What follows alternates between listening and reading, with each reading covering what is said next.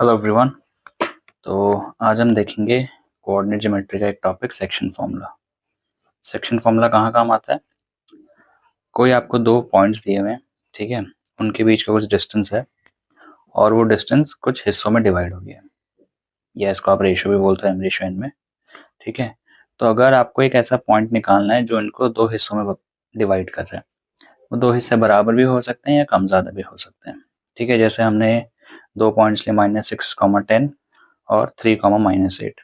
मैंने बीच में एक ऐसा पॉइंट मार्क करा जो इनको 3:4 में ब्रेक कर रहा है, मतलब ये हिस्सा पूरे में से 3 हिस्से हैं और इसका हिस्सा पूरे में से 4 है, ठीक है। टोटल 7 पार्ट्स में डिवाइड हुआ, जिसमें से 3 इधर हो गया, 4 इधर हो गया। तो ये कौन सा पॉइंट होगा, इसकी वैल्यू कितनी होगी जो इस पूरी लाइन को 3:4 में डिवाइड करेगा? हम ये कोऑर्डिनेट निकाल सकते हैं, ठीक है। कैसे निकालेंगे? जैसे मेरे को एक्स कोऑर्डिनेट निकालना है, ठीक है। एक्स कोऑर्डिनेट निकालना है तो मैं क्या करूंगा, जो लेफ्ट साइड वाला पोर्शन है मेरा, एक्स की वैल्यू है जो, उसको मैं एन से मल्टीप्लाई कर दूंगा। जो राइट साइड वाली एक्स की वैल्यू है उसको मैं एम से, x1 को मल्टीप्लाई एन से किया, x2 को मल्टीप्लाई एम से किया, ठीक है।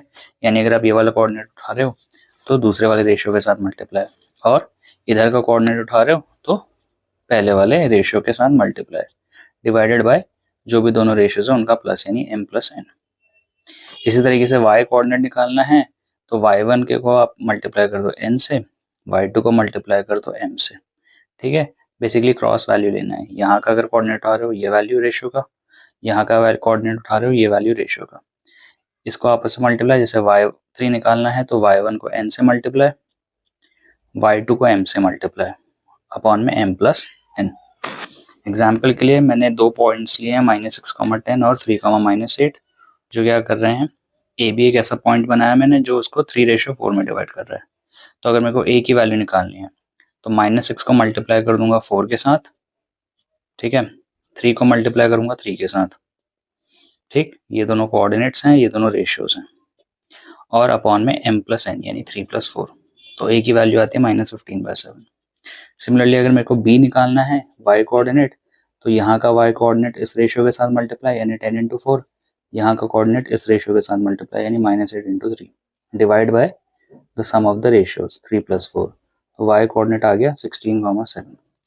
तो -15, 7 और 16, 7 ये दोनों वो कोऑर्डिनेट्स हैं जो इन दोनों के बीच के डिस्टेंस को 3:4 में डिवाइड करते हैं। Thank you.